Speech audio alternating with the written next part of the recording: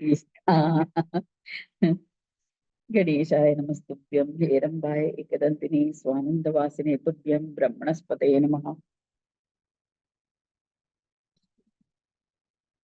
So we shall continue with Srimad Mudgal Puran, chapter 13. Yesterday we had left off where there was a argument, or there was um, a debate between Brahma and Vishnu as to who is superior. Vishnu, all the five Ishwaras, Panchishwaras, had created their own respective abodes or lokas, and they were living there happily, enjoying um, uh, the quietness and the pleasures there. Suddenly, Vishnu, who was lying in his ocean, where the moss had covered the entire ocean, he created a lotus, a beautiful lotus, which was spread for number of miles, that is several yojanas. One yojana itself is 13 kilometers. So it was a huge lotus, and he was admiring and observing it and relaxing there. Brahma, he noticed this particular lotus and he felt jealous. He came and asked Vishnu, I'm the creator. I'm the one who creates everything in this world. How come you created this lotus? Is it only to create, or to make me angry, or to sort of to taunt me? Why did you create this lotus? I'm the creator. I'm supposed to. You are only the preserver. You are supposed to maintain this world, and I'm the one who will do the creation. Just a minute.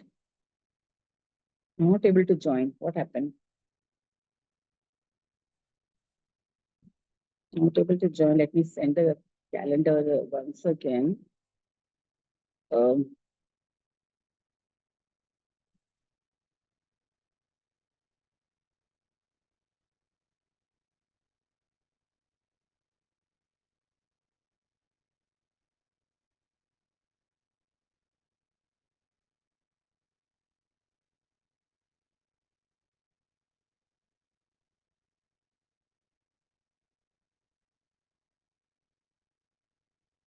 Sometimes the link.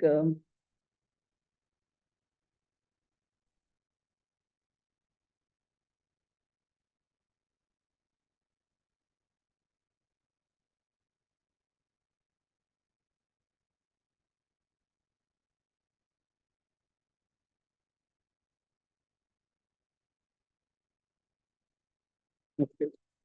Yeah. So there was an argument. But then Vishnu says, yes, you are the creator, but I am the preserver. I am supposed to be maintaining and taking care of all what you have created. And I am the preserver of even you. I have to take care of you also. So in that way, I'm also superior. I'm also, I have more prowess than you. So in this way, there was an argument between both of them. This we shall continue in this chapter where Shiva is telling Parvati. So amidst this arguments between the two, they both decided to test each other as to who is the really greater of the two. So Vishnu, Vishnu, Brahma tells Vishnu, oh Vishnu, you are the Lord of the world. First, you see my greatness. You enter into me and see how great I am. See the number of universes that I carry in my stomach, in my belly. And so Vishnu, with his power of yoga, entered into the body of Brahmadeva. And when he entered into the body of Brahmadeva, he found numerous universes. He found innumerable universes all over, each one in their own orbits, rotating, revolving, and he found that in those universes, he himself was lying in the ocean, and he found the lotus which he had created, and he found himself also in that universe. So he was truly astonished. He said, yes, Brahma is really truly great. With his yogic powers, he came out of the body of Brahma. Now Brahma says, now you realize, see how great I am. But Vishnu says, yes, I understand that you are very great, but I would like you also to test me how great I am before we conclude who is great.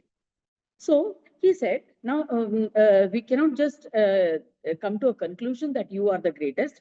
You should enter my body also and see how great I am. Brahma says, okay, if that is so, if that is so, then I shall enter your body. So he voluntarily entered the belly of Vishnu.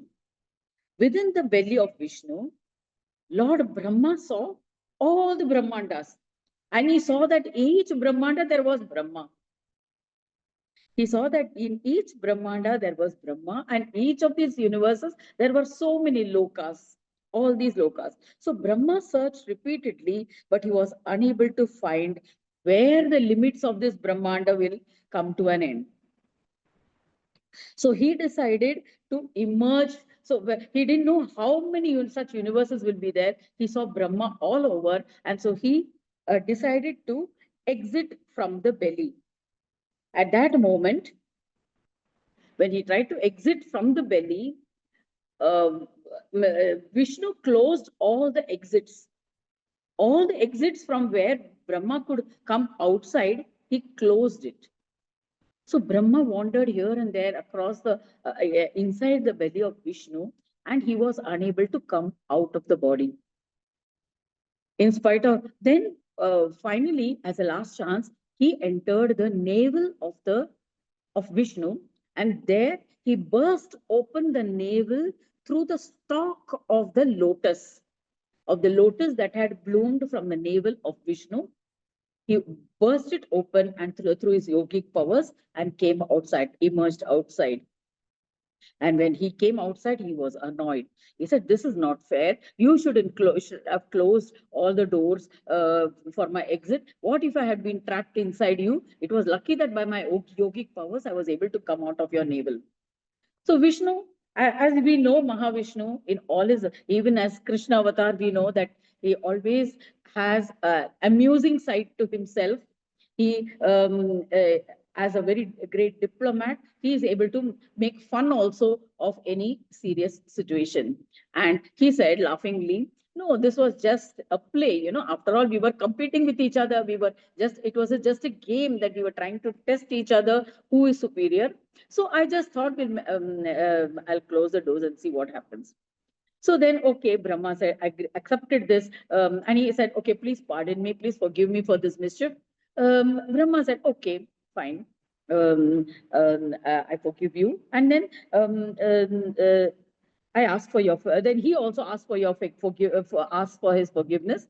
And he says, "Really, you are also equally great as much as I am great, because I could not find your end also. You are also so many universes within your belly. So definitely you are also superior." But then they did not settle at that. There were five Ishwaras, Pancha Ishwaras. So Pancha Ishwaras, there was Shakti, Surya, and Shiva, Shambhu. Shambhu, Shakti, and Surya are there. So so they remembered them also. They were these both of them. They remembered no that there was Shambhu, Shakti, and Surya whose prowess, whose greatness had also to be tested like this.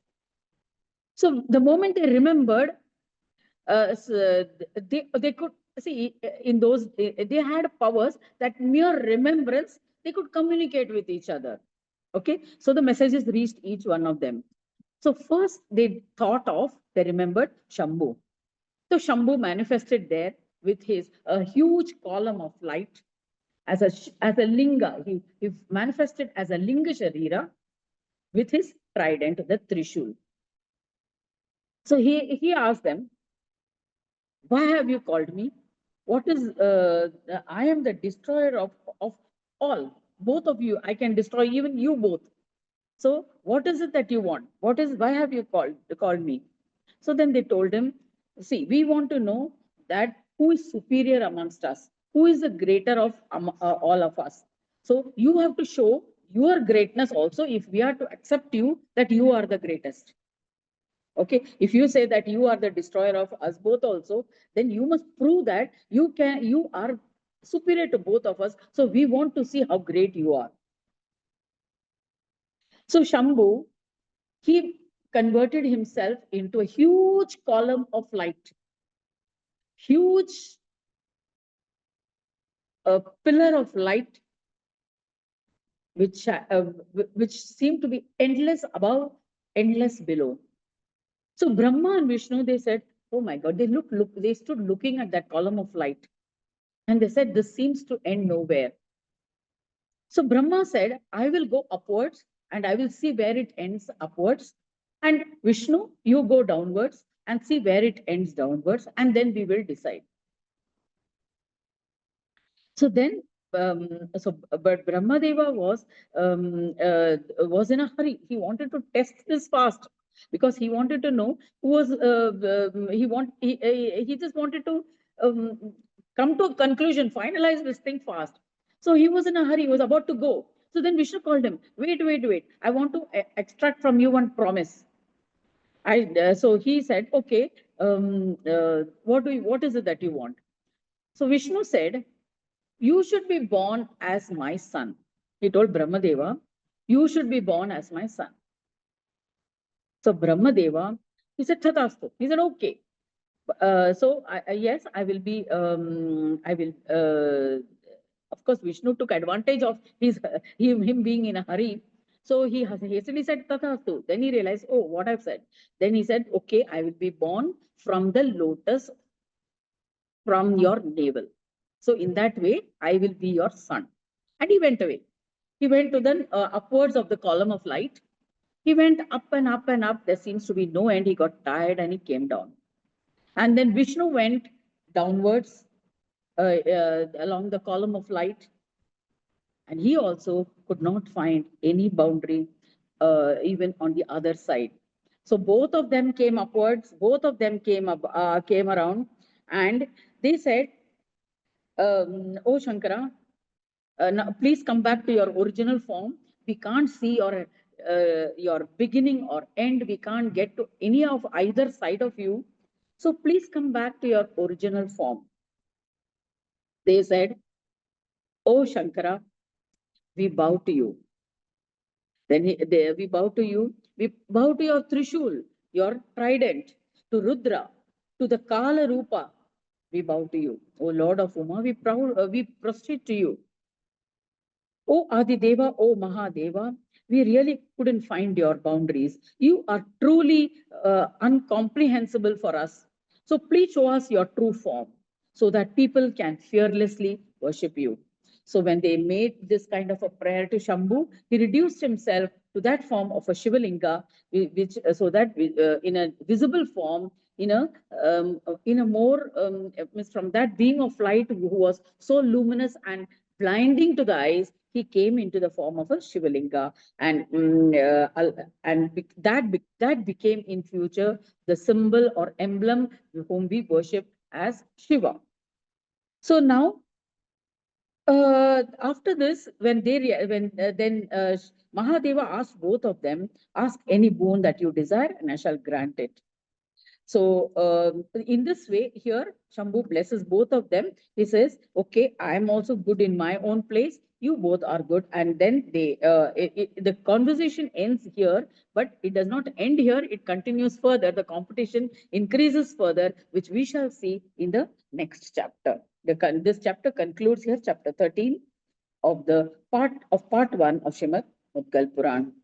Shall continue with chapter 14 tomorrow.